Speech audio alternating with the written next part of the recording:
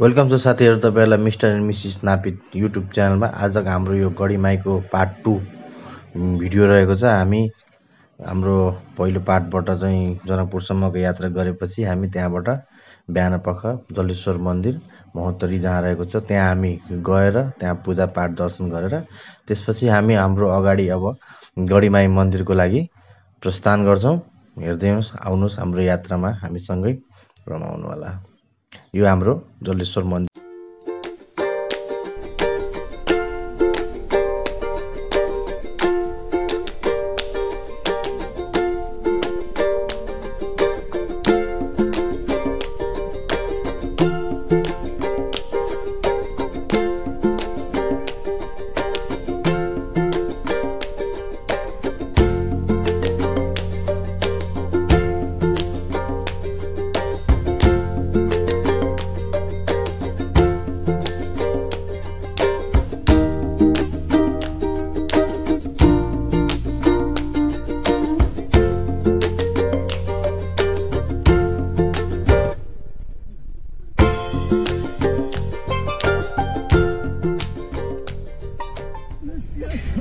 Finally साथीहरु हामी हाम्रो दिनभरिको बसको यात्रापछि हामी अहिले यो कलैया मा रहेको कलैया बजार हेर्न सक्नुहुन्छ। यहाँको यो पहिला त अझै हामी 10 वर्ष अगाडि आउँदाखेरि यो घरहरु प्राय खासै चाहिँ नयाँ नयाँ थिएन। अहिले चाहिँ राम्रो बनेको छ।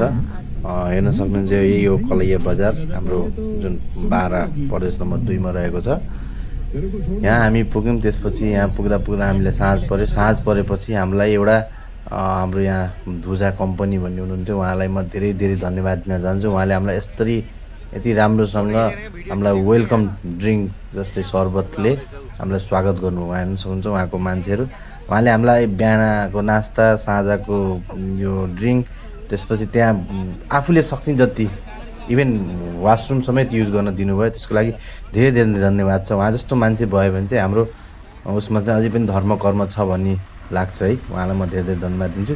त्यसपछि हामी अब यो मन्दिरको लागि चाहिँ बिहान 2 बजे, दिउँसो अलि छिटो भयो भने अलि भिड बढ्छ भनेर हामी रातिको 2 बजे नै मन्दिर जानलाई हामी रेडी भएर अब त्यहाँ मन्दिरको लागि यो हाम्रो गेट हेर्न सक्नुहुन्छ। यहाँ गेटमा गएर हामी त्यसपछि अगाडि हामी मन्दिरतर्फ नुहाइधुवाइ गरेर अब बाटोमा जस धाराहरू जोडेको थियो हामी नुहाइधुवाइ गरेर अब मन्दिर, यो मन्दिरको वरिपरिको पोखरी हो। हेर्न सक्नुहुन्छ कति मज्जाले सजाएको छ यो गढीमाई मन्दिरलाई। आउनुहोस् हजुरले पनि हामी मन्दिरको दर्शन गराउन चाहन्छौँ।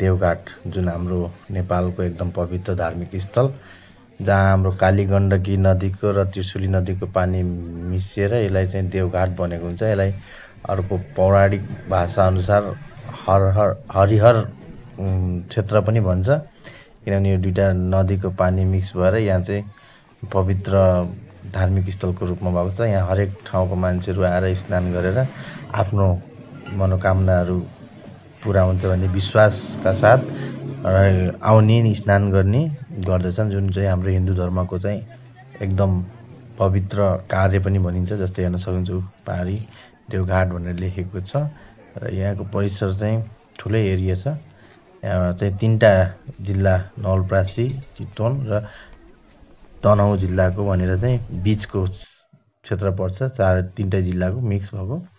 त्यसपछि हामी पनि स्नान गरेर फोटोसोटो खिचेर त्यसपछि हामी त्यहाँबाट फेरि अब हाम्रो यो ब्याग प्याकिङ गरेर हामी अब हाम्रो खानाको लागि तयारी गर्नको लागि हामी मौलाकाली जाने भनेर तयारी गर्दैछौँ।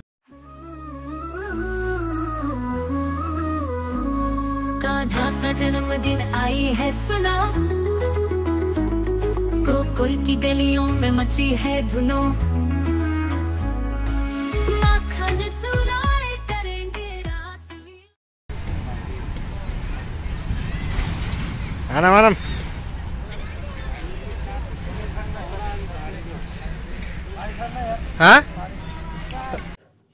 त्यसपछि हामी अब हाम्रो खाना पकाउने तयारी गर्दैछौँ। हेर्न सक्नुहुन्छ यहाँ हामी मिलेर के नयाँ नयाँ आइटम, हाम्रो यो टुर जस्तै एउटा वनभोज कार्यक्रम पनि भयो। यहाँ मजाले हामी पकाएर आफैले पकाएर खाएर त्यसपछि यहाँबाट हामी अब सबै चिज तयार भएपछि रेडी भएर हामी त्यसपछि माथि नजिकै मौलाकाली मन्दिर थियो। कोही चाहिँ साथीहरू केवल कारबाट पनि जानुभयो, कोही पैदल पनि जानुभयो। हामी पनि छिटो भनेर चाहिँ गइयो, घुमेर आइयो। हेर्न सक्नुहुन्छ हाम्रै मौलाकाली मन्दिरको दर्शन गर्नुहोस् है त। कान्हा का जन्मदिन आई है सुना,